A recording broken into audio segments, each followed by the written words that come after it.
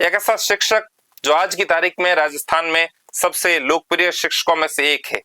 मेरा आईआईटी में सिलेक्शन हुआ 18, 19 और 20 जी। 3 लगातार मैंने यूपीएससी के इंटरव्यू दिए। यूपीएससी में मेरा जो है 0 नंबर से इसमें रिजल्ट में रहा। कोटा के जो सांसद हैं ओम बिरला, उनकी जो पुत्री है अंजलि बिरला, उनके मार्क्स और मेरे मार्क्स बराबर। आरएस का भी एग्जाम दिया और पहले अटेम्प्ट के अंदर आरएस के रूप में सिलेक्ट हुए।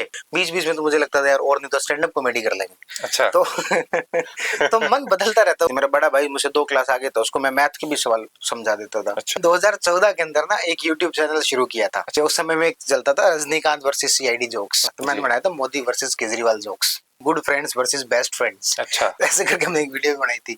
और ये बात मैं पहली बार बता रहा हूँ, मैंने कभी क्लास में भी नहीं बताई।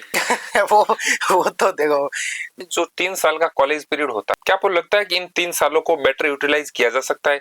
ना कॉलेज में कैंटीन में बैठ के अपना थोड़ा समय भी खराब करना चाहिए। 1 साल जो लाइब्रेरी में पैक हो जाना चाहिए उसको। दूसरी बात, ऑनलाइन और ऑफलाइन का एक हाइब्रिड मैकेनिज्म भी बनाया जा सकता है। एक वो स्टूडेंट है जो कि 12th पास करके आया है, फर्स्ट ईयर में है, सेकंड ईयर में है, अभी आया ही है। ऑफलाइन के अंदर जो बच्चे हैं वो शुरुआत के लिए ठीक है, लेकिन वैल्यूएशन करनी है उसके लिए ऑनलाइन ही आज के समय बेहतर ऑप्शन है। अभी भी लोग मानने को तैयार नहीं, पर प्रूव हो जाएगा आने वाले। कम से कम जब वैकेंसी आ गई है तब हम स्टूडेंट्स को कहते हैं कि मोबाइल में आपके जितने भी सोशल मीडिया अकाउंट है 5-6 महीने के लिए आप ऑफ रख दो। 6 साल तक मैंने फेसबुक पर डीपी चेंज किया। सेलेक्ट होने के बाद उसी दिन बदलेंगे जिस दिन सिलेक्शन होगा। यूपीएससी के बारे में कहा जाता है कि भाई इंग्लिश मीडियम को बहुत ज्यादा एडवांटेज है। मेंस का जो पेपर होता है उसमें राइटिंग स्पीड का बहुत अधिक महत्वपूर्ण योगदान है। या तो इंस्टीट्यूट झूठ बोल रहे हैं या फिर स्टूडेंट झूठ बोल रहे हैं, या स्टूडेंट झूठ बोल रहे हैं। लेकिन बात वही है ना, शुरुआत कौन करेगा बताना? हम करेंगे सर।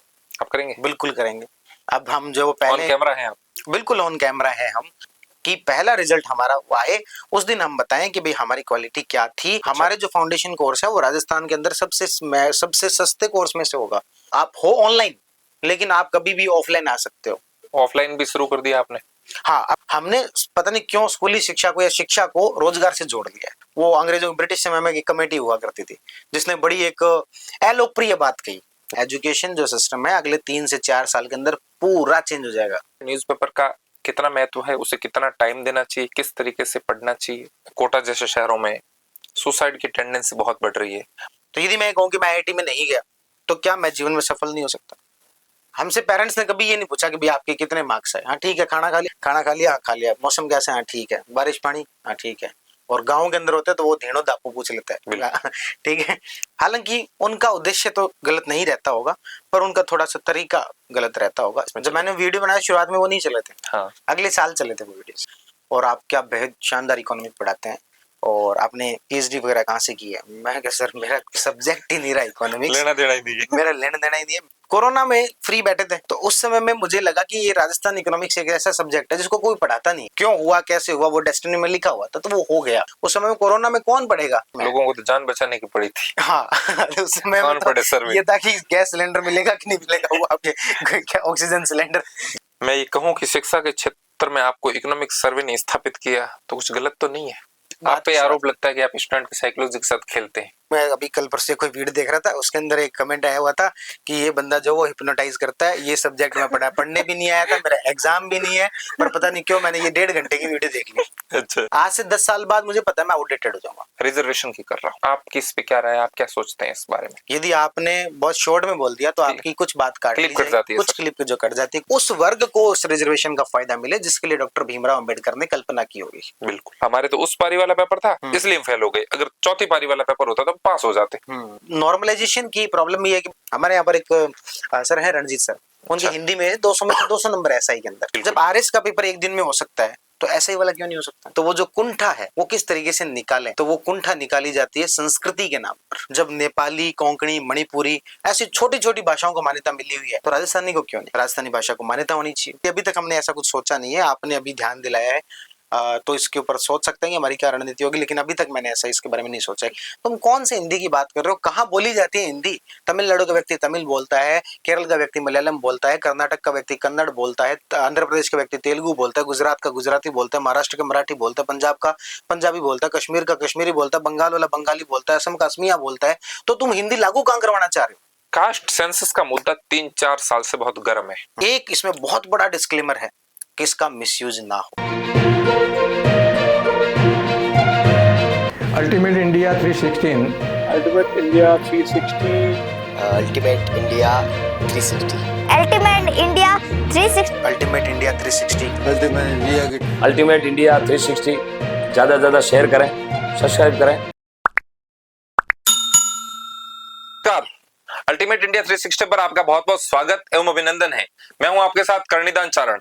आज हमारे साथ एक खास गेस्ट है जो गांव की गलियों से सिविल सर्वेंट तक का सफर तय करते हैं, जिन्होंने अपने माँ बाप के सपनों को साकार करने के लिए कठिन मेहनत की और उनके सिविल सर्वेंट बनने के सपने को साकार किया। राजस्थान में इको सर्वे को सबसे टफ माना जाता है और उस इको सर्वे को सबसे आसान भाषा में पढ़ाकर स्टूडेंट का सबसे पसंदीदा विषय बनाया।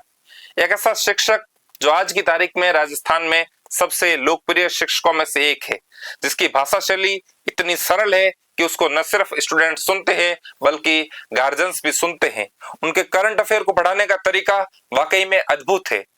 उनकी पॉलिटी पढ़ाने के स्टाइल शानदार और गजब है। इन्होंने इतनी आसान भाषा में शिक्षा व्यवस्था में ऑनलाइन एजुकेशन में पढ़ाने के तरीके को इजाद किया, जिससे ऑनलाइन एजुकेशन में स्टूडेंट्स का इंटरेस्ट बहुत ज्यादा बढ़ गया है। आज हम बात करने जा रहे हैं खास शिक्षक जो आज राजस्थान में सबसे लोकप्रिय शिक्षकों में से एक है, विकास गुप्ता।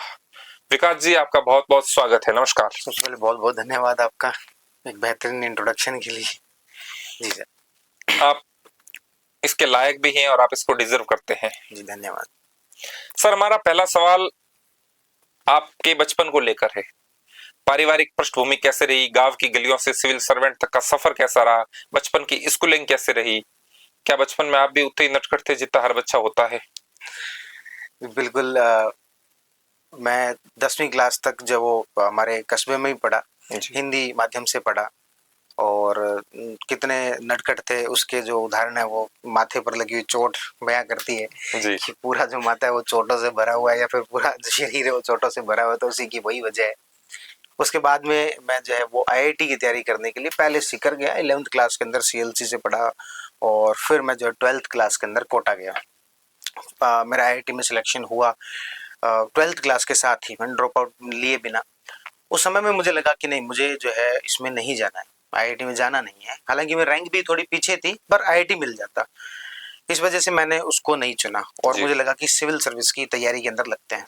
बड़ी रोचक बात यह है कि उसी समय में अन्ना आंदोलन और ये दिल्ली वाला जो केस और बाबा रामदेव आंदोलन लगभग 2012 के आसपास 2012 का वो जो सीन है जी। तो उस समय में ये सारी चीजें बहुत चरम पर थी और लोगों के अंदर देशभक्ति वाली जो चीज है वो बहुत चरम पर थी। तो उस समय मुझे लगा कि नहीं, सिविल सर्विस के अंदर जाना चाहिए।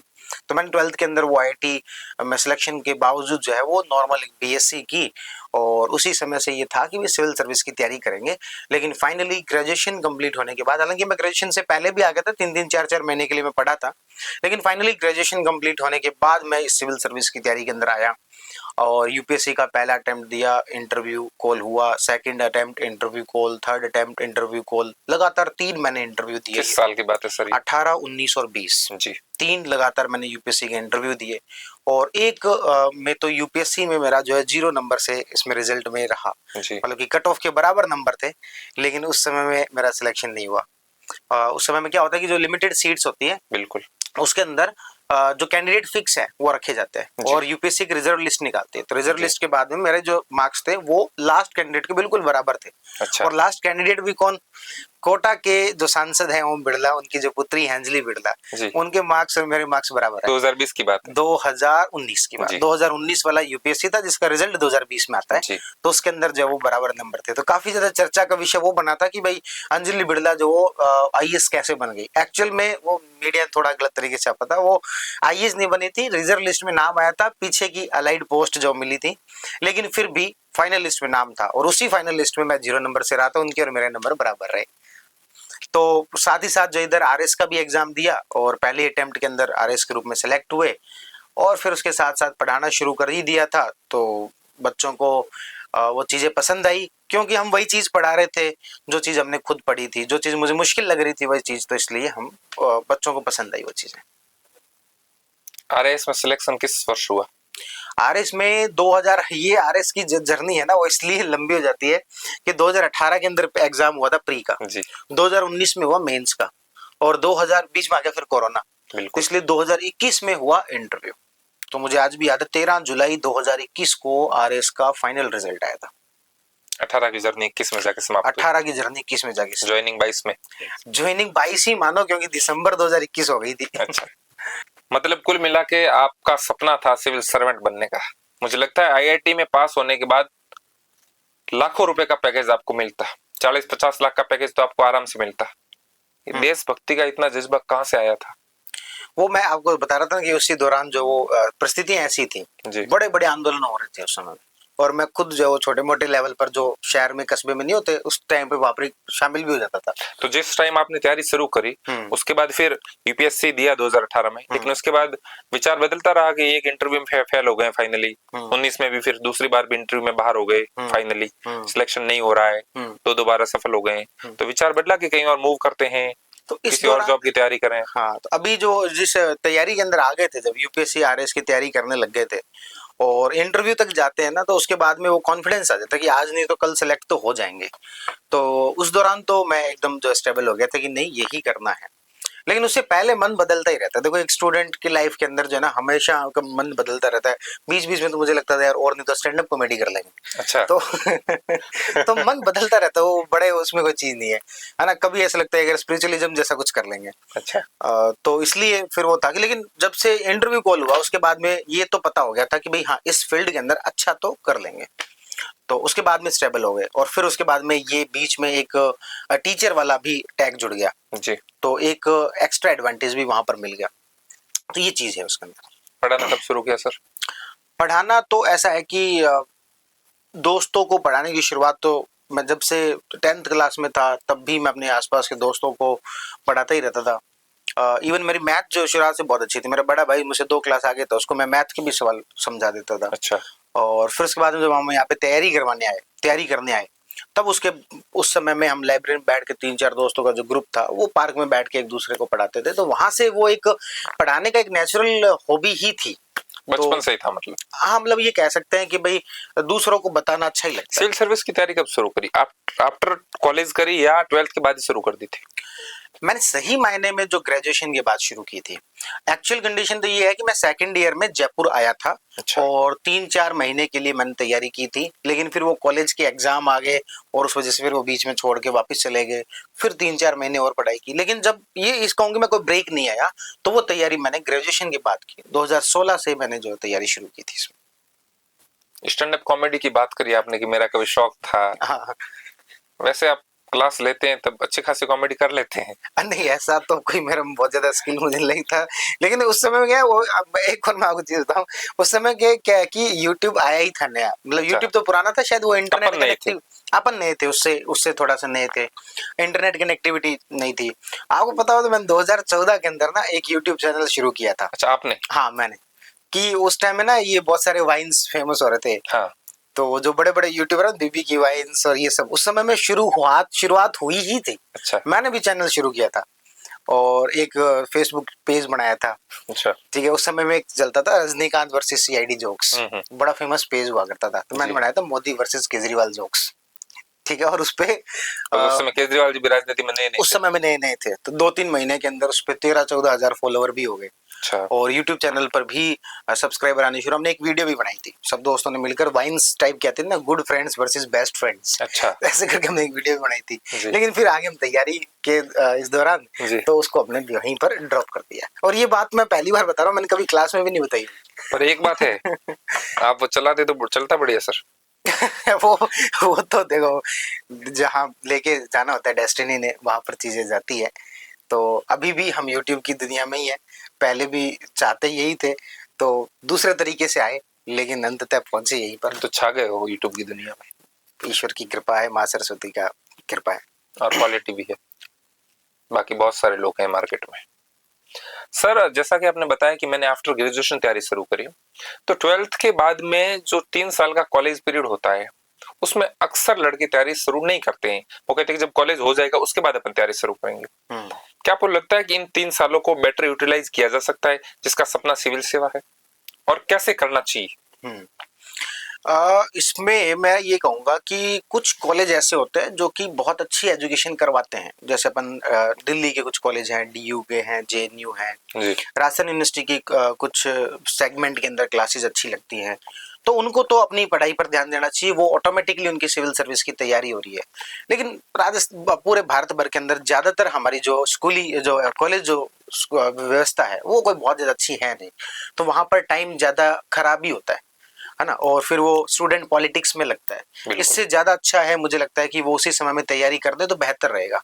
सेकंड ईयर मुझे सबसे बेहतर लगता है, फर्स्ट ईयर में तो उसको थोड़ा कॉलेज का एक्सपीरियंस लेना चाहिए, अच्छा नया नया होता है। हाँ कॉलेज की चीज़ों को जानना भी चाहिए, है ना, कॉलेज में कैंटीन में बैठ के अपना थोड़ा समय भी खराब करना चाहिए, है ना, उससे भी बहुत सारी चीज़ें सीखने को मिलती है। लेकिन सेकंड ईयर तक आते आते उसको थोड़ा तैयारी के बारे में सोचना शुरू कर देना चाहिए, कुछ सब्जेक्ट पढ़ने शुरू कर देने चाहिए, जो इंटरेस्टिंग सब्जेक्ट है वो पढ़ने शुरू कर देने चाहिए। और जब ग्रेजुएशन कंप्लीट होती है उसके बाद तो फुल फ्लैश डेडिकेटेड होकर सिर्फ और सिर्फ यही एक साल जो लाइब्रेरी में पैक हो जाना चाहिए उसको। सर एजुकेशन सिस्टम आज की तारीख में बहुत महंगा हो गया है। जोधपुर जयपुर जैसे शहर जो राजस्थान के सबसे बड़े शहरों में है, वहां रहने का करीबन 1 महीने का PG का खर्चा 10,000 से भी ऊपर है। अगर हम कोचिंग की फीस को जोड़े और बाकी खर्चों को जोड़े तो एक स्टूडेंट के लिए 20,000 रुपए की सामान्य तौर पे जरूरत है, और मुझे लगता है कि दिल्ली जैसे शहरों में तो शायद 30,000 रुपए भी कम पड़ते हैं। क्या स्टूडेंट्स के लिए ये बहुत ज्यादा चुनौतीपूर्ण है? इस बात में तो कोई शंका है नहीं, लेकिन जो गरीब फैमिली से आने वाले बच्चे हैं तो वो कैसे अपनी अफोर्ड करें शिक्षा व्यवस्था को, क्या सुधार होने चाहिए? इन खर्चों को अपन 2 भागों में बांट देते हैं, एक जो उनकी एजुकेशन पे खर्च हो रहा है, एक जो कि उनके शहर में सर्वाइवल पर खर्च हो रहा है। बिल्कुल। तो जो एजुकेशन का जो खर्चा है वो धीरे धीरे अब आने वाले समय में कम होगा। कंपटीशन जिस तरीके से बढ़ रहा है, कोचिंग की फीस भी धीरे धीरे अब कम ही होंगी, बढ़ेगी नहीं। कारण क्या है कि ऑनलाइन जो एजुकेशन आ गई है जिसमें कि सेम क्वालिटी की चीजें एक स्टूडेंट को घर पर बैठे डिलीवर हो रही है। ऑनलाइन के अंदर जो पढ़ा रहा है उसका खर्चा लगता नहीं है, क्लासरूम का उसका जो खर्चा नहीं है, बहुत सारी उसकी कॉस्टिंग जो बच जाती है, उसका प्रॉफिट ज्यादा ही होगा, कम नहीं होगा।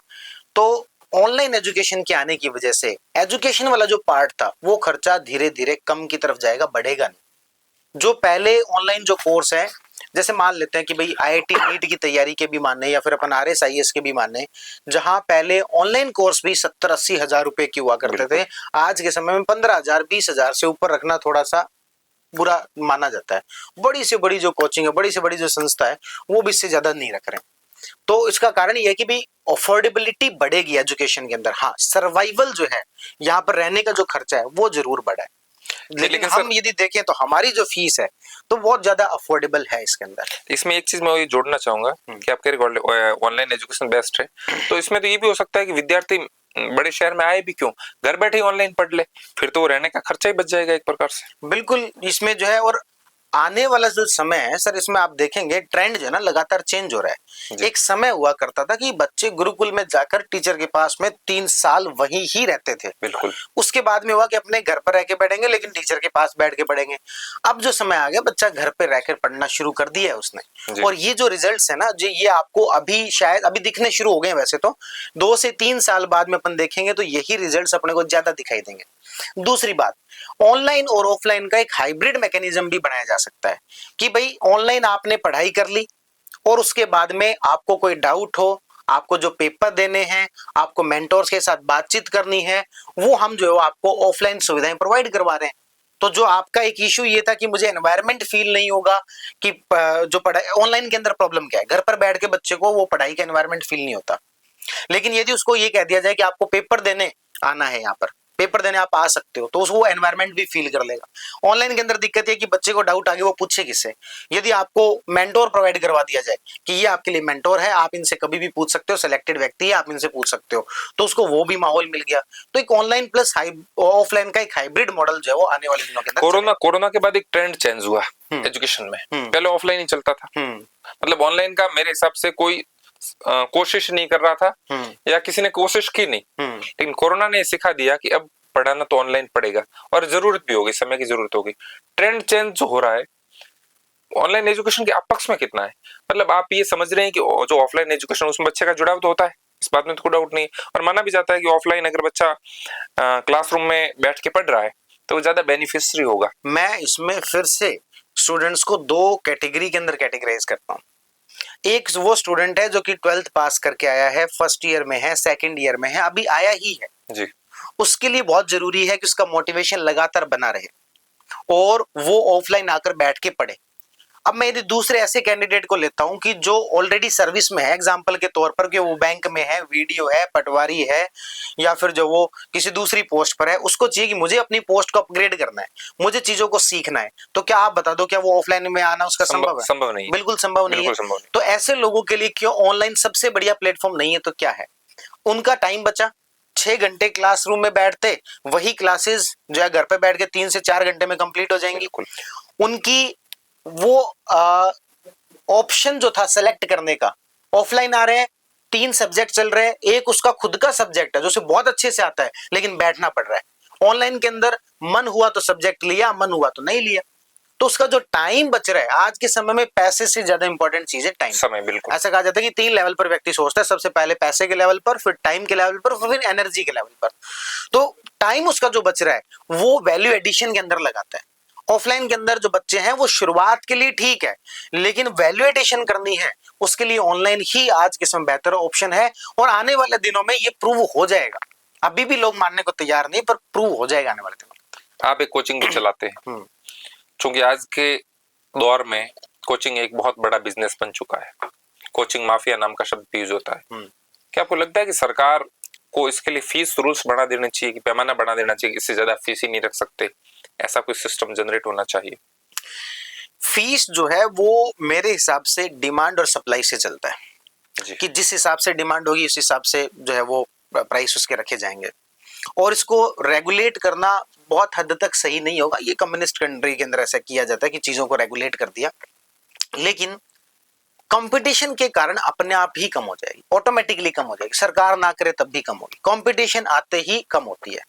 दूसरी चीज कि सरकार फीस कम करने की बजाय सरकार फीस को जो रेगुलेट कर रही है वो इस तरीके से कर रही है कि आपको कितनी इंस्टॉलमेंट में फीस पे करनी है, यदि स्टूडेंट ने फीस पे कर दी उसकी रिफंड पॉलिसी क्या होनी चाहिए, तो सरकार इस वे में रेगुलेट कर रही है। कितनी फीस होनी चाहिए उसको रेगुलेट करने की सरकार कोशिश भी नहीं करनी, और मेरे हिसाब से करनी भी नहीं चाहिए, क्योंकि जो जिस प्रकार की क्वालिटी डिलीवर करता है और ऐसा लगता है कि स्टूडेंट पे करने को तैयार है तो वो फीस होनी चाहिए। लेकिन रिफंड पॉलिसी और इंस्टॉलमेंट पॉलिसी उसको लेकर सरकार रूल बना रही है और बनाना भी चाहिए।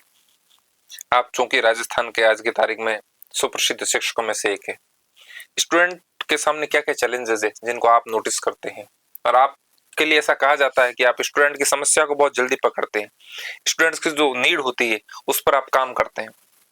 आपको क्या लगता है कि सबसे ज्यादा बड़े चैलेंजेस आज के दौर में स्टूडेंट के सामने क्या है? सबसे बड़ा चैलेंज है डिस्ट्रैक्शन, डिसिप्लिन ना होना। पहले के जो स्टूडेंट है उसमें और अब के स्टूडेंट में अंतर एक देखते हैं। पहले जो स्टूडेंट थे वो ग्रेजुएशन करने के बाद आते थे, उनको पता था कि हमें सिर्फ और सिर्फ 2 साल मिले पढ़ाई करने के लिए, उसके बाद घर वाले घर वापस बुला लेंगे, काम पे लगा देंगे। आज के समय में जो स्टूडेंट आते हैं वो कई 12th पास करके भी आ जाते हैं, उनको लगता है 3 साल है आराम से पढ़ेंगे। ये जो माइंडसेट में अंतर आया है वो जो सोचते थे कि 2 ही साल है बट नहीं पड़ेगा, और अभी वाले क्या कहते हैं 3 साल है आराम से पढ़ेंगे, 3 साल तो कम से कम है आराम से पढ़ेंगे। तो उसकी वजह से उनकी जो पूरी पढ़ाई है उसमें अंतर आ जाता है। तो सबसे पहला जो डिस्ट्रैक्शन और जो डिसिप्लिन ना होना, ये सबसे बड़ी प्रॉब्लम है।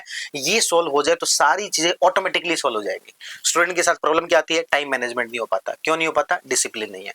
स्टूडेंट के साथ प्रॉब्लम क्या है? सर याद नहीं हो पाता। क्यों नहीं हो पाता? डिसिप्लिन नहीं है, इसलिए फोकस नहीं है।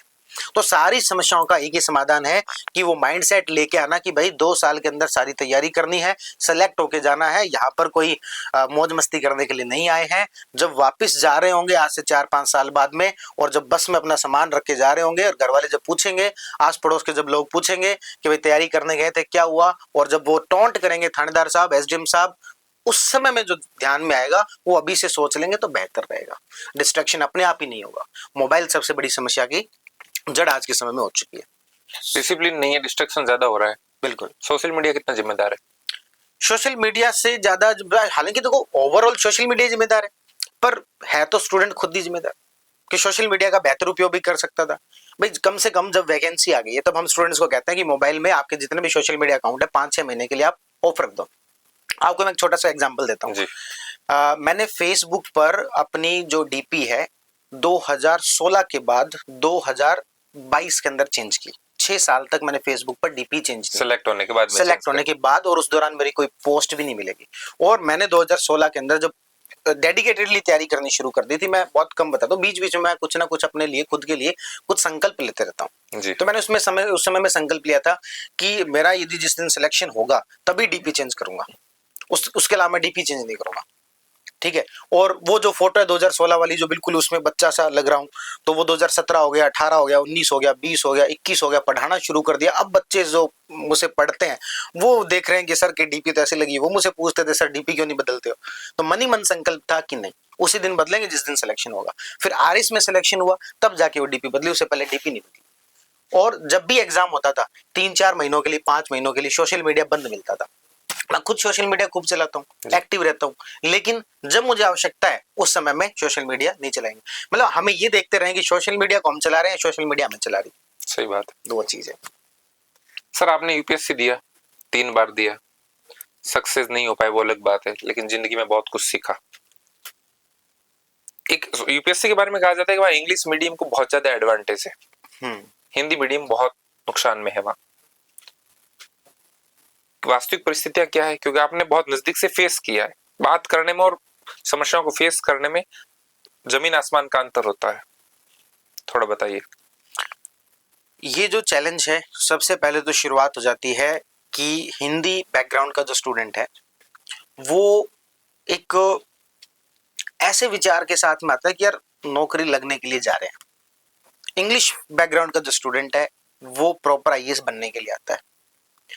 हिंदी बैकग्राउंड का जो स्टूडेंट है वो कहीं ना कहीं ये माइंडसेट के साथ में जाता है कि यार आईएएस की तैयारी करेंगे तो कहीं ना दूसरी जगह तो हो ही जाएगा। सबसे पहली प्रॉब्लम तो वहीं से शुरुआत हो जाती है। दूसरी जो प्रॉब्लम है वो ये कि कंटेंट हिंदी के अंदर उतना ज्यादा अच्छा नहीं मिलता जितना कि इंग्लिश के अंदर मिलता है। हालांकि कंटेंट वाली प्रॉब्लम धीरे धीरे सोल्व हो रही है, जब से टेक्नोलॉजी ने प्रवेश किया है तो उसके बाद से काफी हद तक ये प्रॉब्लम सोल्व हो गई है। तीसरे लेवल पर प्रॉब्लम आती है, नेचुरल लॉस है हिंदी मीडियम वालों को कुछ जगह पर, जैसे कि मेंस का जो पेपर होता है उसमें राइटिंग स्पीड का बहुत अधिक महत्वपूर्ण योगदान है। 10 मिनट जो है वो आपके 10 नंबर का अंतर ला देती है एक पेपर के अंदर। टोटल 7 पेपर है तो 70 नंबर का अंतर आ जाता है। तो वहां पर इंग्लिश मीडियम वालों को जो लिखने की जो स्पीड है ऑटोमेटिकली ज्यादा होगी, उनको पेन नहीं उठाना पड़ता। बिल्कुल। और हिंदी मीडियम वालों को हर अक्षर के बाद में पेन उठाना पड़ता है। ये बहुत छोटी सी चीज है पेन उठाना, लेकिन इसकी वजह से कम 5 से 10 मिनट का अंतर आता है। कम से कम 20 से 30% का अंतर पैदा हो 20 से जाता 30% का अंतर पैदा हो जाता है। 5 से 10 मिनट का एटलीस्ट अंतर आ जाता है। और वो जो अंतर है बहुत बड़ा अंतर है, इसके ऊपर बहुत ही कम चर्चा हुई है जी, लेकिन बहुत बड़ा अंतर है ये। और दूसरा मैंने कहा शुरुआत माइंडसेट से। कुछ जो टॉपर होते हैं यूपीएससी के, आरपीएससी के, उनके फोटोज अलग अलग संस्थान यूज करते हैं। फिर आम जनमानस में बात होती है कि भाई एक जगह से पढ़ा होगा, 4 इंस्टीट्यूट कैसे फोटो यूज कर रहे हैं। या तो इंस्टीट्यूट झूठ बोल रहे हैं या फिर स्टूडेंट झूठ बोल या स्टूडेंट झूठ बोल रहा है। देखो इसमें ऐसा है कि एक टाइम हुआ करता था जब स्टूडेंट एक जगह पर चला गया तो जब तक सिलेक्शन होगा या ना होगा वहीं रहेगा, समर्पित था। आज के समय में स्टूडेंट जो है वो स्मार्ट हो गया है, उसने कस्टमाइज्ड अप्रोच को अपना लिया है। दुकानदार से सामान खरीदना है, चाय चीनी सारी चीजें एक जगह से नहीं खरीदूंगा, वहां पर चाय ठीक रेट में मिल रही वहां से वो ले लूंगा, वहां पर वो चीज ठीक क्वालिटी की मिल रही वहां से वो ले लूंगा। तो इस तरीके से स्टूडेंट जो है वो अलग अलग जगह से अलग अलग चीजें पढ़ने लग गया है। मल्टीपल सोर्सेज, वो एक सब्जेक्ट किसी दूसरे से पढ़ रहा है, दूसरे से कोई दूसरा पढ़ रहा है, तीसरे से टेस्ट सीरीज लगा रहा है और इंटरव्यू तो सब जगह दे रहा है। तो जो आपको सिलेक्शन दिखाई देते हैं वो इंटरव्यू वाले दिखाई देते हैं कि इंटरव्यू दे दिए। इंटरव्यू वालों को तो मुझे लगता है कि सिलेक्शन छापना हमारे लिए नैतिक रूप से उतना ज्यादा सही है भी नहीं। यदि आपके वहां पर वो प्री मेंस की तैयारी करने के लिए नहीं जुड़ा है, इंटरव्यू एक स्टूडेंट जो वो प्रैक्टिस के लिए देता है। आज आप नई कोचिंग आज के दिन खोल के शुरू हो जाओ और आपका मान लो कोई भी फेस ना हो, आपने आज तक कुछ खुद ने कुछ भी ना किया हो, तब भी स्टूडेंट आपके पास इंटरव्यू देने के लिए तो आ ही जाएगा। और उसके बाद कहा जाए कि देखो हमारे यहाँ से सिलेक्शन हुआ, मुझे वो उतना ठीक तो नहीं लगता है। लेकिन स्टूडेंट पहले से स्मार्ट हो गया, वो अलग अलग जगह से पढ़ता है, इस वजह से अलग अलग जगह पर उसका सिलेक्शन दिखाई देता है। वो कोई गलत नहीं है। हाँ, अच्छा होता कि जो कोचिंग है वो ये बता दे कि हमारे यहाँ से इसने किस चीज की तैयारी की है, तो वो चीज और नैतिक हो जाएगी और ज्यादा पारदर्शी हो जाएगी। नए स्टूडेंट को डिसीजन लेने में आसानी हो जाएगी कि देखो यार यहाँ पर इसने इकोनॉमिक सर्वे पढ़ा है, तो इकोनॉमिक सर्विस का मतलब टॉपर इसको चुन रहे हैं तो अच्छा पढ़ाते होंगे। अब हो सकता है कि मान लो मैं कोई सब्जेक्ट अच्छा ना पढ़ाता हूं और मैं क्यों इस चीज के लिए फोर्स करूंगा, देखो टॉपर ने हमारे यहाँ से ही पढ़ा है। मैं क्लियर बताऊं ना कि इकोनॉमिक सर्वे पढ़ा है भाई, तो वो चीज है। सबसे बड़ी दिक्कत ये है कि इस चीज की शुरुआत करेगा कौन? आप जो कह रहे हो कि इंस्टीट्यूट बताएं हाँ कि हमारे से क्या क्या पढ़ा है, प्री हाँ। पढ़ा, मेंस पढ़ा, इंटरव्यू पढ़ा, लेकिन बात वही है ना, शुरुआत कौन करेगा बताने हम की? करेंगे सर, आप करेंगे? बिल्कुल करेंगे। अब हम जो ऑन पहले कैमरा है आप? बिल्कुल ऑन कैमरा है हम, और हम जो पहले अपने रिजल्ट का इंतजार कर रहे हैं, और हम बहुत बेसब्री से इंतजार कर रहे हैं जी। कि हम मेंस का जब रिजल्ट आए या फिर जब फाइनल रिजल्ट आए उस समय में हम बताएं स्टूडेंट्स को, क्योंकि अभी हम जब बताते हैं कि हमने इतना क्वालिटी कंटेंट, क्वालिटी चीजें डिलीवर की और हमारे स्टूडेंट्स बहुत अच्छा परफॉर्म कर रहे हैं, तो कुछ लोगों को लगता है कि नहीं अपनी मार्केटिंग के लिए कर रहे हैं, खुद के लोगों से मैसेज करवा के पोस्ट कर दिया होगा। तो हम इसलिए बहुत बेसब्री से रिजल्ट का इंतजार कर रहे हैं कि पहला रिजल्ट हमारा वो आए, उस दिन हम बताएं कि भाई हमारी क्वालिटी क्या थी और किस तरीके से हमारे यहाँ से स्टूडेंट सेलेक्ट हुए हैं। और उसमें हम बकायदा ये बताएंगे कि कौन से स्टूडेंट ने क्या पढ़ा है, किस दिन एनरोलमेंट किया था और कितने टाइम जो हमारे यहाँ से पढ़ा है। लोग तो ये भी कह रहे हैं कि सेरेमिक एकेडमी की ऑनलाइन फीस ज्यादा है। ऑनलाइन फीस ज्यादा है ऐसा तो मुझे नहीं लगता, ऐसा कहीं पर। आपका शायद फाउंडेशन कोर्स 20,000 प्लस है। हाँ, तो बाकी तो फाउंडेशन कोर्स और भी महंगे। हमारे जो फाउंडेशन कोर्स है वो राजस्थान के अंदर सबसे सस्ते कोर्स में से होगा। उसके बाद हमने जो इसके अंदर मेंटोरशिप की एक व्यवस्था प्रोवाइड कराई है कि जो स्टूडेंट ऑलरेडी आरएस में सिलेक्टेड है, आपके पास में उसका नंबर है, आप उनसे कभी भी बात कर सकते हो, और आप जो है वो आपको महीने में कम से कम एक बार कॉल करेंगे, आपकी प्रोग्रेस रिपोर्ट लेंगे, और उसके बाद आप हो ऑनलाइन, लेकिन आप कभी भी ऑफलाइन आ सकते हो। कभी किसी क्लास में ऑफलाइन आना चाहो तो आ सकते हो, आप पेपर देने ऑफलाइन आ सकते हो। हमने तो ऑनलाइन प्लस ऑफलाइन की फीस मिलाकर यूं मान लो इतने लिए। उसके बाद अभी पीएसआई की वैकेंसी आ गई, स्टूडेंट्स को बड़ी चिंता हुई कि हो पीएसआई की वैकेंसी आ गई, हमने तो आरएस फाउंडेशन का कोर्स लिया था, पीएसआई का पूरा कोर्स का एक्सेस उनको दे दिया, आरएस मेंस का पूरे कोर्स का एक्सेस उनको दे दिया कि आप देखो हम तो पढ़ाएंगे, धीरे धीरे पढ़ाएंगे, लेकिन यदि आपको पहले से पढ़ के रखना है, जैसे अपन शुरुआत में बात कर रहे थे कि एक सर्विस के अंदर कोई व्यक्ति पहले से है, वो यदि चाहे कि भाई हम कोचिंग वालों के हिसाब से क्यों चले, ये 3 सब्जेक्ट पढ़ा रहे हैं, धीरे धीरे पढ़ा रहे हैं, आप तो मुझे पहले से कंटेंट दे दो ना, रिकॉर्डेड दे दो, मैं पढ़ लूंगा पहले से। हाँ, आप पढ़ाओगे, आपके साथ साथ हम पढ़ते रहेंगे। तो हमने रिकॉर्डेड पहले से प्रोवाइड करवा दिया और अब साथ के साथ पढ़ा रहे, तो बहुत कम फीस है ये तो। ऑफलाइन भी शुरू कर दिया आपने? हाँ, अभी हमने 3 जुलाई को एक ऑफलाइन बैच शुरू किया है, और जिसकी फीस आप बताइए कितनी होनी चाहिए? हम तो सर कम ही बताएंगे। कितनी भी कम बता लो आप। हमने आप ही बता दीजिए। हमने उसकी फीस जो सिर्फ 55,000 रुपये रखी है, जिसके अंदर 15 महीने जो हम पढ़ाते हैं और 6 घंटे एक स्टूडेंट को जो पढ़ाया जाता है। यदि इसकी कैलकुलेशन अपन ये देख लेना कि अपन जब 8वीं 10वीं क्लास में थे, अधिकतर लोग मैथ की या फिर इंग्लिश की ट्यूशन लेने जाते थे शाम को, है ना। तो उस समय में यदि देखें अपन 1-1.5 घंटे पढ़ के आते थे, और महीने की ज्यादा तो 1,000 रुपये फीस होती थी। तो महीने की साल की 12,000 रुपये फीस होती है 1 घंटे पढ़ने की, 6 घंटे की 78,000 बनती है। लेकिन हम 55,000 के अंदर आरएस का कोर्स करवा रहे हैं, जिसमें कि आरएस सिलेक्टेड जो लोग हैं वो पढ़ाए। तो 15 महीने में पूरा कोर्स, और उसमें ऑनलाइन एक्सेस भी ऑफलाइन एक्सेस भी। हम ये कहते हैं कि हमारा यदि किसी ने कोर्स ले लिया तो उसके बाद दूसरी जगह उसको पैसा खर्च करने की आवश्यकता नहीं है। हमारे जितने भी कोर्स हमने लाइफ टाइम एक्सेस दे रखा है। आप जो एक्सेस दे रहे हैं, एक कोर्स का एक मोबाइल है, एक लैपटॉप पे एक्सेस दे रहे हैं? एक मोबाइल प्लस एक लैपटॉप। अच्छा, 2 पे दे रहे हैं? 2 पे दे रहे हैं। अच्छा, मतलब ये मैं कहूँ कि 2 स्टूडेंट मिल के आपका एक कोर्स लें, बिल्कुल ले सकते, तो वो उपयोग हो सकता है? बिल्कुल उनके लिए उपयोगी हो सकता है। एक मोबाइल पर देख सकता है, एक लैपटॉप पर देख सकता है, तो वो सस्ता पड़ेगा? हाँ, उसके लिए सस्ता पड़ता है। ये मेरी जो बात है गरीब स्टूडेंट्स के लिए कि जो एफर्ट नहीं कर पाते ज्यादा फीस, वो कैसे पढ़ लें? ऑलरेडी काफी कम फीस है इसमें, इतनी जो फीस है ना वो काफी उसके अंदर कम है। आप जो कह रहे हो वो बहुत उसके लिए डुएबल है, किया जा सकता है, क्योंकि ना तो हमने वीडियो कितनी बार देख सकते हैं उसकी लिमिट लगा रखी है। अच्छा। ना कोर्स जो है उसकी लिमिट लगा रखी है। हाँ, उसको एक जगह पर प्रॉब्लम आएगी, वो आएगी पेपर अटेम्प्ट करते समय। अब तो हमने पेपर अटेम्प्ट भी 3 बार का कर दिया। आपका कोई पेपर होता है, ऑब्जेक्टिव पेपर होता है, वो भी आप 3 बार अटेम्प्ट कर सकते हो। तो एक बार वो अटेम्प्ट कर ले, एक बार वो अटेम्प्ट कर ले, वो भी संभव है। आज के समय में अगर सरकार आपसे एजुकेशन सिस्टम में सुधार के लिए कोई 3 सुझाव मांगे, आप क्या सुझाव देंगे?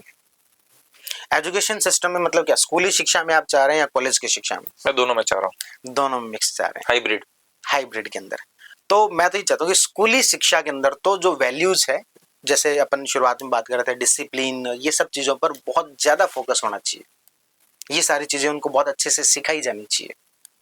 इसके भले ही एक अभ्यास पेपर जैसे लिए जा सकते हैं, paper in the sense written में नहीं, उनको टास्क बेसिस पर जी। इस तरीके के पेपर लिए जा सकते हैं। पहले अपने स्कूलों के अंदर 20-20 नंबर के वो पेपर होते थे, उसके स्कूल में मार्क्स भेजे जाते थे, 20 में से 20 जाते थे सबके, तो 20 नंबर भेजे जाते थे।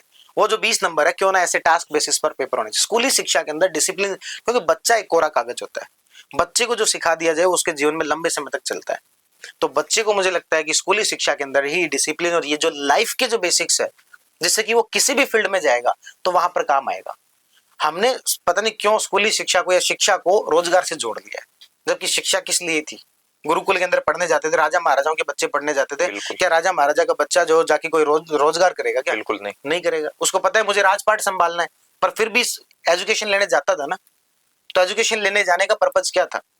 वैसे वास्तव में तो जीवन में संस्कार, मूल्य, नैतिकता वो इनके लिए जरूरी है। हाँ, तो अब देखो संस्कार, मूल्य, ये सब चीजें बहुत ही वेग टर्म है बिल्कुल। है ना, इसका कोई स्पष्ट उत्तर नहीं है। नहीं। लेकिन लाइफ के जो बेसिक्स हैं कि डिसिप्लिन सिखाना है, ये इनको बहुत स्पष्ट किया जा सकता है, इसका करिकुलम हो सकता है। फिर दूसरा मैंने आपको कहा कि कॉलेज शिक्षा। कॉलेज शिक्षा मुझे लगता है कि फर्स्ट ईयर से लेकर फाइनल ईयर तक अधिकतर कॉलेज, भारत के 90% जो कॉलेज है उसमें शिक्षा व्यवस्था में वही पुरानी चीजें चल रही है। आज की चीजें पूरी चेंज हो चुकी है। आज ट्रोल हो जाएंगे। आज के समय में यदि मैं कहूं कि मुझे वीडियो एडिटर चाहिए, मुझे एक मौका मैं कहूं कि मुझे कोचिंग के अंदर ग्राफिक डिजाइनर चाहिए, नहीं मिलते हैं। हाँ। बड़ी प्रॉब्लम है। जबकि आर्टिफिशियल इंटेलिजेंस, एआई, इन सब चीजों के कोर्स इतने आसानी से मिल रहे हैं, आप 2 दिन में बैठ के सीख सकते हो। एक बेसिक तो सीख ही सकते हो, फिर जैसे जैसे प्रैक्टिस करते जाओगे और इसमें इंप्रूव होता जाएगा। लेकिन कॉलेज सिखा ही नहीं रहे, सबसे बड़ी प्रॉब्लम ये। तो कॉलेज में व्यक्ति आ रहा है तो वो मुझे लग रहा है कि रोजगार के लिए आना चाहिए। वो अंग्रेजों, ब्रिटिश समय में एक कमेटी हुआ करती थी जिसने बड़ी एक अलोकप्रिय बात कही जी। मुझे कुछ मायनों, पूरी तरीके से तो मैं सहमत नहीं हूँ, कुछ मायनों में वो सही लगती है। उन्होंने कहा कि भी कॉलेज की शिक्षा जो बहुत सीमित लोगों तक होनी चाहिए, जो रोजगार के लिए आना चाहते हैं या साहित्यिक पर्पज के लिए आना चाहते हैं उन्हीं के लिए होनी चाहिए। स्कूली शिक्षा डिसिप्लिन के लिए होती है, कॉलेज की जो शिक्षा है वो स्पेसिफिक पर्पज के लिए होती है, और वो स्पेसिफिक पर्पज हमारी कॉलेज जॉब फुलफिल नहीं कर रहा है। शायद आप मैकाले समिति की बात कर रहे हैं। मैकाले समिति ने ये बात की थी, उससे पहले एक मैं कमेटी का नाम भूल रहा हूँ, उसके द्वारा ये बात कही। ओके सर, आपने आर्टिफिशियल इंटेलिजेंस की बात की। इसके एजुकेशन पे आज की तारीख में क्या इम्पैक्ट है? क्या आर्टिफिशियल इंटेलिजेंस फ्यूचर के लिए बेटर है या इससे रोजगार खत्म होंगे?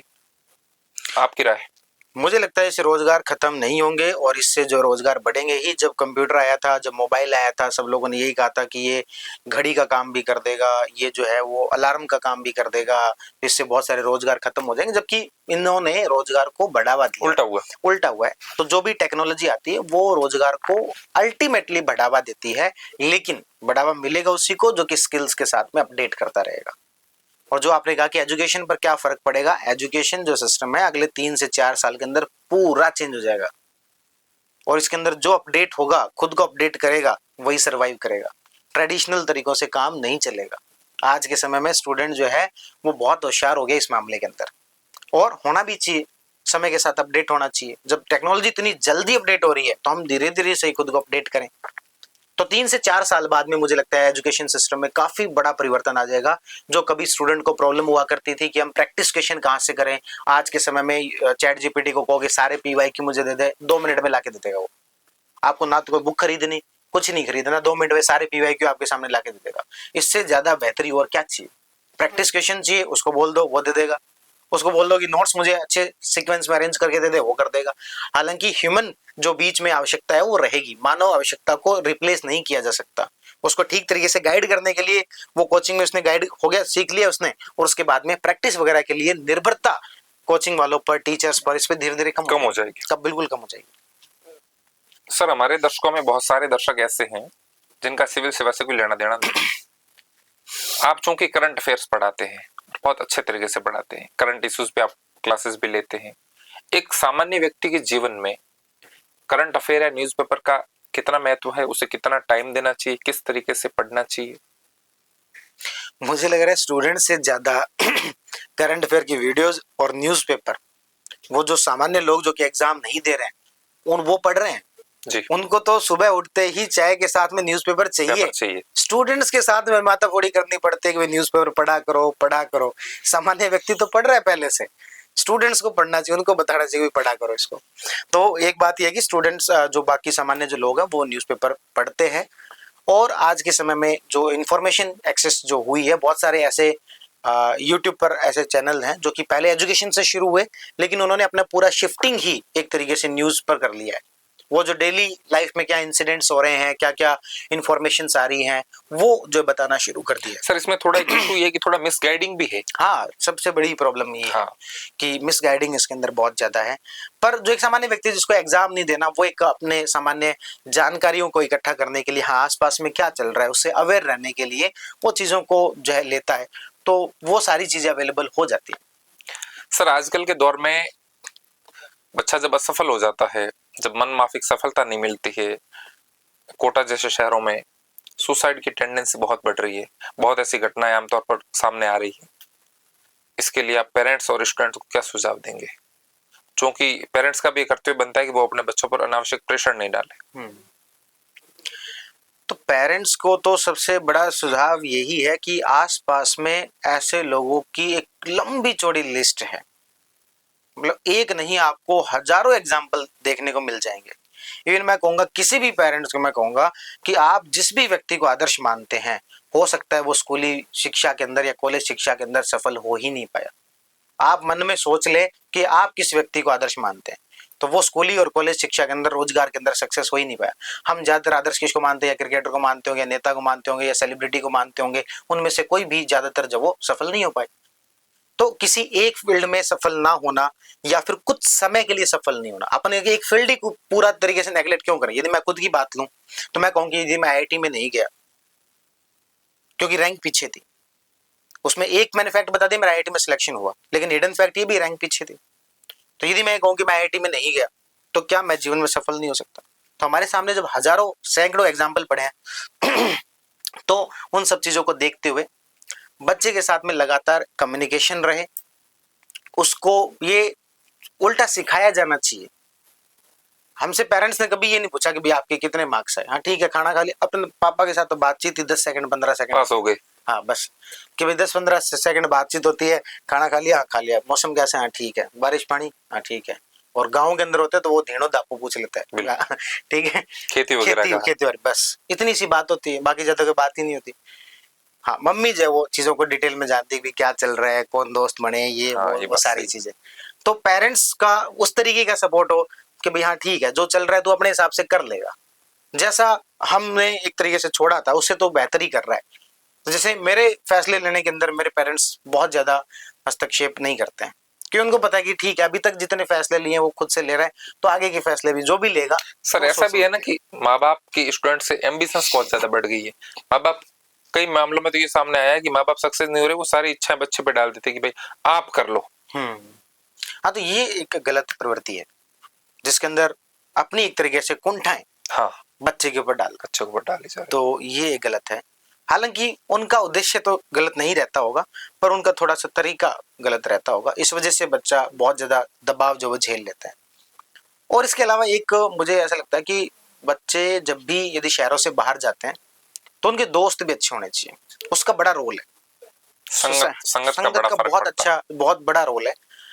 क्योंकि जो सुसाइड के जो केस होते हैं उसमें ज्यादातर में आपको देखने को मिलेगा कि बच्चा बहुत लंबे समय से अकेला रह रहा था, उसके अच्छे दोस्त भी नहीं थे जो उसको समय पर समझा सके। तो ये बहुत, मतलब दोस्तों का भी उतना ही बड़ा रोल है जितना कि पेरेंट्स। सुसाइड मामलों में केस स्टडी हुई है, उसमें भी ये बात सामने आई है कि अकेलापन बहुत बड़ा रीजन है। तो सर इकोनॉमिक्स को बहुत टफ विषय समझा जाता है, और उसमें भी इको सर्विस से तो स्टूडेंट्स दूर भागते थे। मैं थे शब्द पे इसलिए वजन दे रहा हूँ कि अब नहीं भागते हैं। आप आते हैं मार्केट में 2020-21, शायद आपने भी 21 में पढ़ाना शुरू किया। 20 में कोरोना था तो 20 के अंदर शुरू किया था मैंने पहली बार, लेकिन एग्जाम 21 में हुआ था तो वो वीडियोस 21 में चले थे। हाँ, वीडियोस 21 में जब मैंने वीडियो बनाया शुरुआत में वो नहीं चले थे, हाँ अगले साल चले थे वो वीडियोस। तो पहले तो लोग पढ़ते ही नहीं थे इको सर्वे को कि यार स्किप कर दो, किसको ये डाटा याद होंगे, कितना परसेंटेज है, क्या है। इतना इजी भाषा में कैसे ले आए, कितनी मेहनत करनी पड़ती है, क्या टेक्निक्स लगाते हैं। मैं एक बारी बैठा था कोचिंग के अंदर, तो वहां पर एक दिल्ली से प्रोफेसर आए हुए थे, इकोनॉमिक्स के प्रोफेसर थे जी। तो वो सर के साथ बातचीत कर रहे थे, तो अचानक से सर ने मेरा इंट्रोडक्शन करवाया कि आपके पीछे हमारे विकास सर हैं और ये पढ़ाते हैं। उन्होंने पलट के देखा और कहा, अरे विकास सर आपको तुम जानते हैं और आप क्या बेहद शानदार इकोनॉमिक पढ़ाते हैं, और आपने पीएचडी वगैरह कहाँ से की है? मैं कहा सर मेरा सब्जेक्ट ही नहीं रहा इकोनॉमिक्स, लेना देना ही नहीं है। मेरा लेना देना ही नहीं है, मैं कर रहा था बीएससी अच्छा। और यहाँ पर यूपीएससी की तैयारी की तो मैंने हिस्ट्री ऑप्शनल लिया, मेरा मेन सब्जेक्ट हिस्ट्री है। तो इकोनॉमिक्स कभी नहीं इकोनॉमिक्स रहा, मेरा कभी 11th 12th कॉलेज का ही नहीं रहा। मेरा कहीं पे भी कभी सब्जेक्ट ही नहीं रहा इकोनॉमिक्स।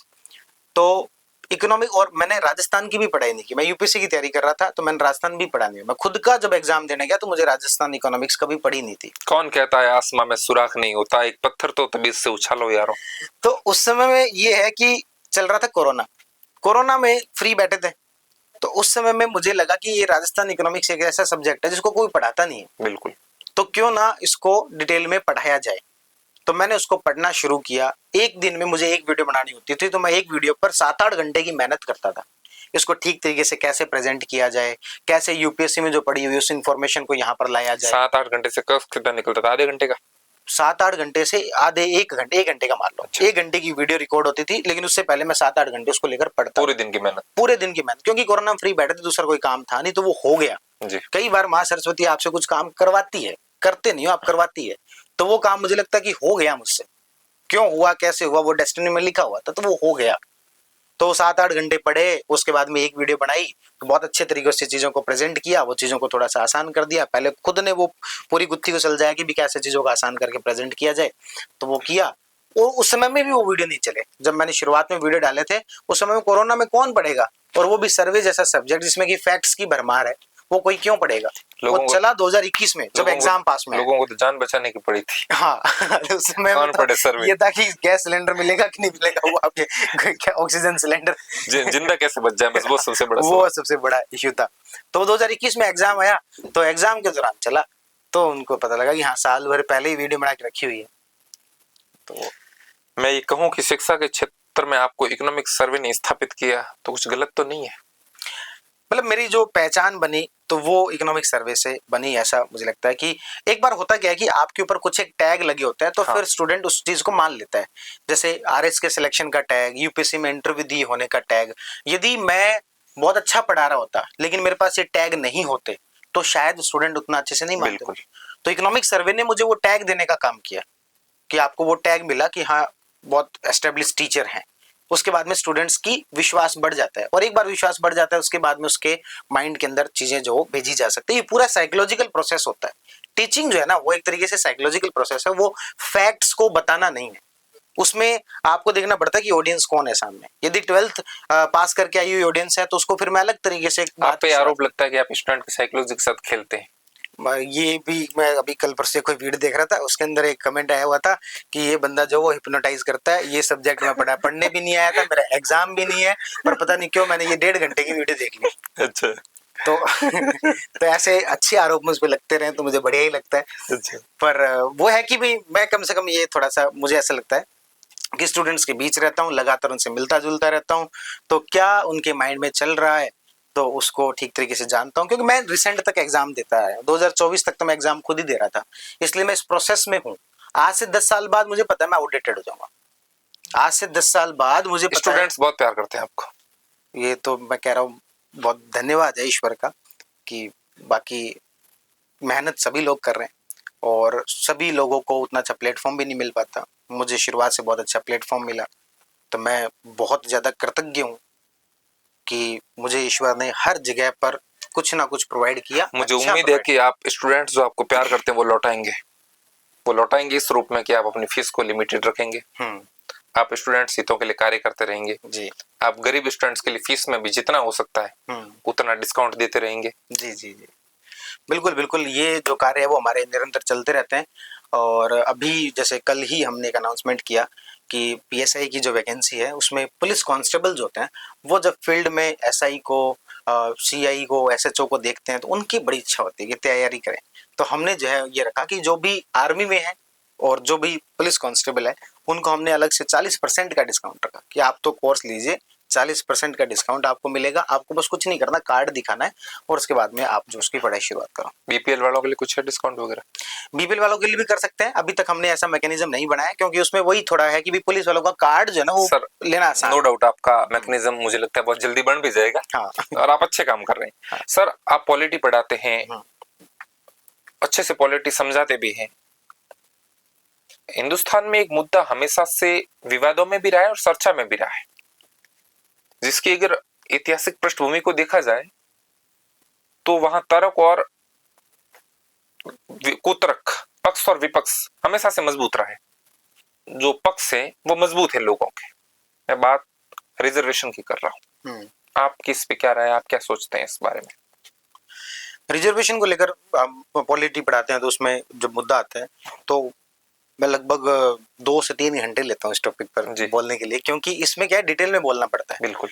यदि आपने बहुत शॉर्ट में बोल दिया तो आपकी कुछ बात काट ली जाती है, कुछ क्लिप जो कट जाती है, कुछ नहीं कट जाती है। उसमें ओवरऑल क्रक्स मैं आपको बता देता हूँ। तैयार है, वही तो मैं कह रहा हूँ, ओवरऑल क्रक्स बताना विकास गुप्ता ने ये बोला ये ठीक है। तो पर फिर भी ओवरऑल क्रक्स जो मैं क्लास के अंदर बताता हूँ कि देखो, रिजर्वेशन की बहुत ज्यादा आवश्यकता अभी भी है। रिजर्वेशन को हटाया नहीं जा सकता जब तक कि समाज में पूरे तरीके से इक्वालिटी ना आ जाए।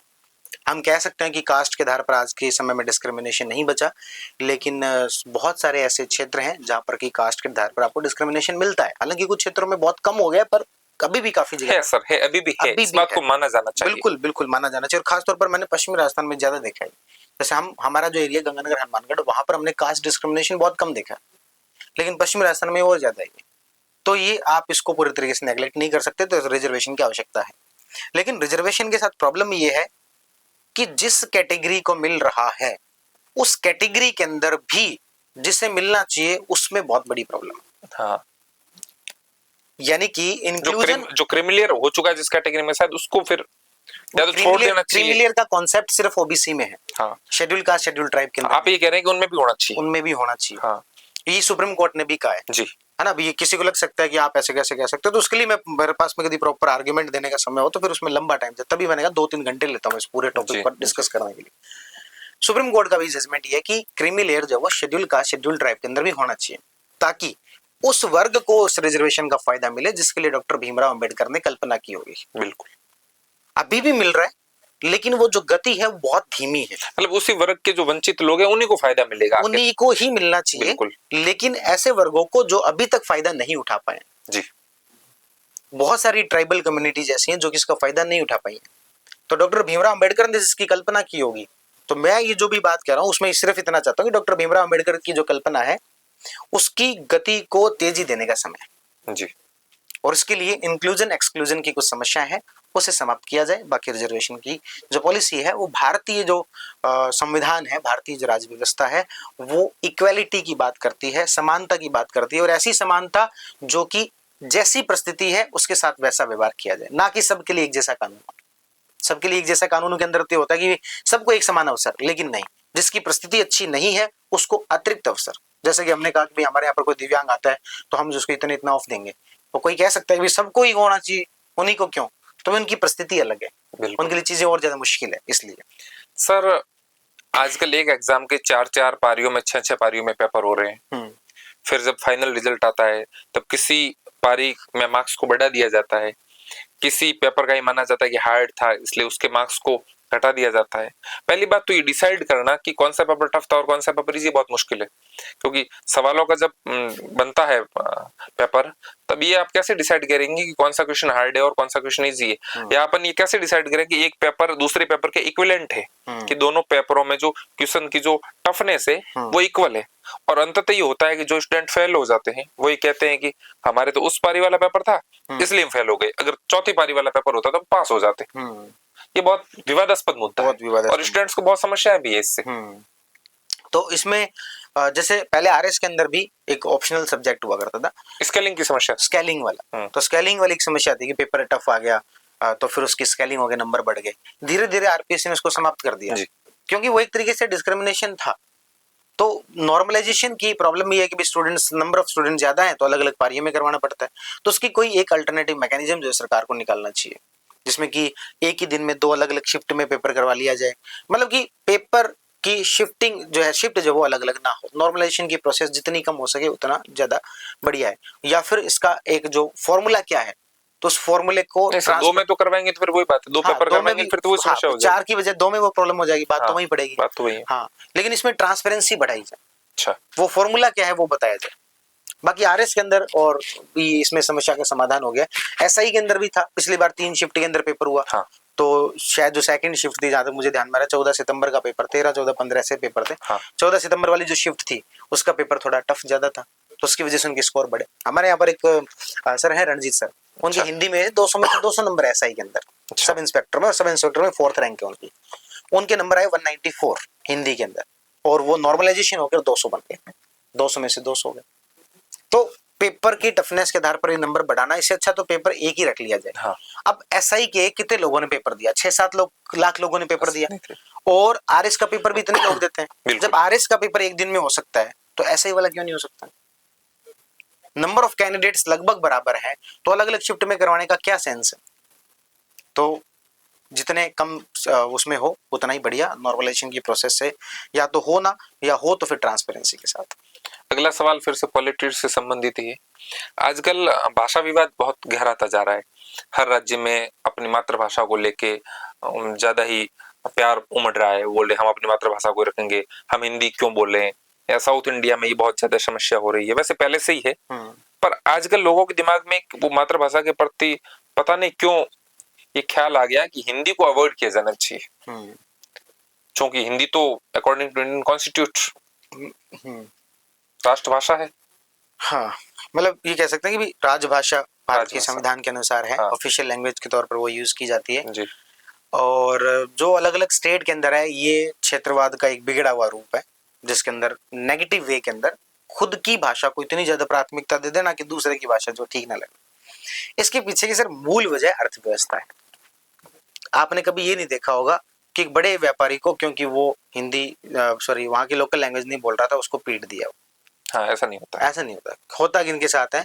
मजदूर वर्ग के साथ। बिल्कुल। क्योंकि वो वहां पर जब जाते हैं तो वहां के लोकल लोगों का रोजगार जाता है, और बाहर से जब व्यक्ति को वो देखते हैं कि इसको तो रोजगार मिल रहा है और मुझे रोजगार नहीं मिल रहा है, तो वो जो कुंठा है वो किस तरीके से निकालें, तो वो कुंठा निकाली जाती है संस्कृति के नाम पर जी। कि भी हमारी भाषा नहीं बोल रहे हैं।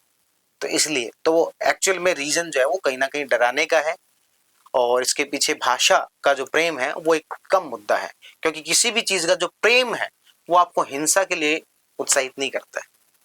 प्रेम शब्द और हिंसा शब्द का ही आपस में कोई लेन देना नहीं, और हेल्थी डेमोक्रेसी में इसका कोई हिंसा का तो वैसे कोई स्थान नहीं ही है। नहीं। हिंसा भी छोड़ो, आपके हेट स्पीच तक का स्थान नहीं है। तो भाषा के आधार पर हिंसा करना पूरी तरीके से गलत ही नहीं है। मैं तो कहूंगा वो प्रेम ही नहीं है भाषा से संबंधित। हाँ, ये जरूर है, अपनी भाषा से प्रेम होना चाहिए, और अपनी भाषा को बोलने में किसी प्रकार की शर्म नहीं होनी चाहिए। और जो भी, जैसे अपन राजस्थान को लेकर भी एक बड़ा मुद्दा चलता है कि भाई राजस्थानी भाषा को मान्यता नहीं मिल रही है, तो राजस्थानी भाषा को मान्यता मिलनी चाहिए। जब नेपाली, कोंकणी, मणिपुरी ऐसी छोटी छोटी भाषाओं को मान्यता मिली हुई है, तो राजस्थानी को क्यों नहीं? राजस्थानी भाषा को मान्यता होनी चाहिए, और इसके लिए बढ़िया प्रयास भी हो रहे हैं। और राजस्थान के लोगों को राजस्थानी बोलने के अंदर किसी प्रकार की शर्म नहीं आनी चाहिए, क्योंकि जब लोग अपने संस्कृति को भूल जाएंगे, अपनी भाषा को भूल जाएंगे, तो जो हम इतने देर से जो बातचीत कर रहे थे कि वैल्यूज, डिसिप्लिन, डेडिकेशन, वो सारी चीजें भी धीरे धीरे लुप्त होंगी। इसलिए जरूरी है भाषा का संग। वैसे राजस्थानी सिलेबस में तो कोई है नहीं, पहले आरएस मेंस में थी, वो भी हटा दी गई। आप कुछ प्रयास कर रहे हैं? नहीं, अभी इसके लिए हमारी तरफ से नहीं सोचा गया है, क्योंकि उस समय में जो राजस्थानी भाषा रखी गई थी तो उसको स्टूडेंट्स के ही विरोध के कारण हटाना पड़ा था, तो उन्हीं के विरोध के कारण हटाना पड़ा था। तो इसलिए अभी तक हमने ऐसा कुछ सोचा नहीं है। आपने अभी ध्यान दिलाया है, तो इसके ऊपर सोच सकते हैं कि हमारी क्या रणनीति होगी, लेकिन अभी तक मैंने ऐसा इसके बारे में नहीं सोचा कि सिलेबस में वापस शामिल किया जाए। लेकिन मैं तो कह रहा हूँ कि सर, सिलेबस में नहीं हो तो फिर उसको मान्यता मिल जाए। मान्यता तो मिलनी चाहिए। मान्यता मिलना और सिलेबस में होना दो अलग अलग चीजें होगी। मान्यता तो मिलनी ही। मैं मान्यता की बात कर रहा हूँ, ना कि सिलेबस। हाँ, बिल्कुल बिल्कुल मान्यता मिलनी चाहिए, क्योंकि सिलेबस में तो एमए राजस्थानी में कोई हमने स्टूडेंट कर सकता है। राजस्थानी लोगों ने राजस्थानी भाषा के लिए एक तरीके से त्याग किया है। जब संविधान सभा में बहस उठी थी कि भारत की ऑफिशियल लैंग्वेज कौन सी होनी चाहिए, तो पुरुषोत्तम दास ठाकुर जी ने कहा कि हिंदी भाषा को ऑफिशियल लैंग्वेज बनाया जाना चाहिए। बिल्कुल। तो संविधान सभा के बाकी सदस्यों ने कहा कि तुम कौन से हिंदी की बात कर रहे हो, कहाँ बोली जाती है हिंदी? तमिलनाडु का व्यक्ति तमिल बोलता है, केरल का व्यक्ति मलयालम बोलता है, कर्नाटक का व्यक्ति कन्नड़ बोलता है, आंध्र प्रदेश का व्यक्ति तेलुगु बोलता है, गुजरात का गुजराती बोलता है, महाराष्ट्र का मराठी बोलता है, पंजाब का पंजाबी बोलता है, कश्मीर का कश्मीरी बोलता है, बंगाल वाला बंगाली बोलता है, असम का असमिया बोलता है। तो तुम हिंदी लागू कहाँ करवाना चाह रहे हो? तो पुरुषोत्तम दास ठाकुर कुछ राज्यों के मुख्यमंत्रियों से उस समय के जो भी पद था उनसे मिले, उनको कहा कि आप अपने यहाँ पर अपनी लोकल लैंग्वेज की बजाय हिंदी को अपना लो, ताकि हम संविधान सभा के अंदर जो है इस बात को ठीक तरीके से रख मजबूती से सकें। रख पाए। तो राजस्थान, मध्य प्रदेश, उत्तर प्रदेश और बिहार, इन 4 राज्यों ने मुख्य रूप से हिंदी को अपनाया, जिसको कि हिंदी बेल्ट या काऊ बेल्ट के रूप में भी अपन जानते हैं।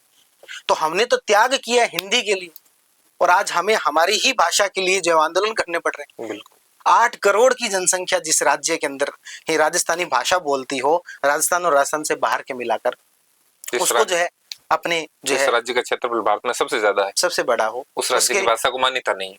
जहां पर सिंधी को है, नेपाली को है, कोंकणी को है, नेपाली भाषा, बोडो जैसी भाषा को, बोडो जैसी भाषा को है, तो राजस्थानी से ऐसा क्या जो है वो। मैं अपने आप को करेक्ट कर लूं, मैंने अभी गलती से हिंदी को राष्ट्रभाषा बोल दिया। हिंदी राष्ट्रभाषा नहीं, राजभाषा के रूप में है। सर अंतिम सवाल पे आते हैं। कास्ट सेंसस का मुद्दा 3-4 साल से बहुत गर्म है। अभी सेंट्रल गवर्नमेंट ने परमिशन भी दे दी। आपके इस पर क्या विचार है, और why it should be implemented? मेरा मेन सवाल है व्हाई। कास्ट सेंसस जो है 2011 में भी करवाई गई थी, लेकिन उसके डेटा को पब्लिक नहीं किया गया। बड़ी वजह ये थी कि हमारे यहाँ पर कास्ट एक बहुत ही पेचीदा मामला है, जिसके अंदर कुछ राज्यों में कुछ कास्ट किसी दूसरी कैटेगरी में आती है, दूसरे राज्य में किसी दूसरी कैटेगरी के अंदर आती है। और यदि कास्ट सेंसस को पब्लिक किया जाता है तो उसके जो कुछ पॉलिटिशियंस, राजनेता जो हैं, इसका मिसयूज भी कर सकते हैं। अब जब इस पर इतनी बड़ी बहस हो रही है, केंद्र सरकार ने भी इसको मान लिया है, तो हम इसको एक पॉजिटिव फायदे के रूप में ये देख सकते हैं कि कास्ट सेंसस से डेटा होगा और उस डेटा के आधार पर पॉलिसी मेकिंग हो पाएगी। इसके साथ साथ एक और राज्य के अंदर, तेलंगाना के अंदर, अभी शेड्यूल ट्राइब के लिए सब क्लासिफिकेशन किया गया, उप वर्गीकरण किया गया कि कौन सी कास्ट को उतना फायदा नहीं मिला है रिजर्वेशन का, जिस मुद्दे पर बना रहे थे जी। तो वो भी तभी हो पाएगा जब हमारे पास में कास्ट वाइज डेटा होंगे। तो इन सब वजहों से कास्ट सेंसस इंपॉर्टेंट है, लेकिन एक इसमें बहुत बड़ा डिस्क्लेमर है कि इसका मिसयूज ना हो। जी, ये बहुत बड़ा डिस्क्लेमर है। इसके साथ में कास्ट सेंसस हो तो ठीक है। बहुत अच्छी बातचीत हुई। हर मुद्दे पर बेबाकी से अपनी राय रखी, चाहे वो कोचिंग में ज्यादा पैसे लेने की बात हो, चाहे वो आर्टिफिशियल इंटेलिजेंस की बात हो, चाहे वो रिजर्वेशन की बात हो, चाहे वो कास्ट सेंसस की बात हो।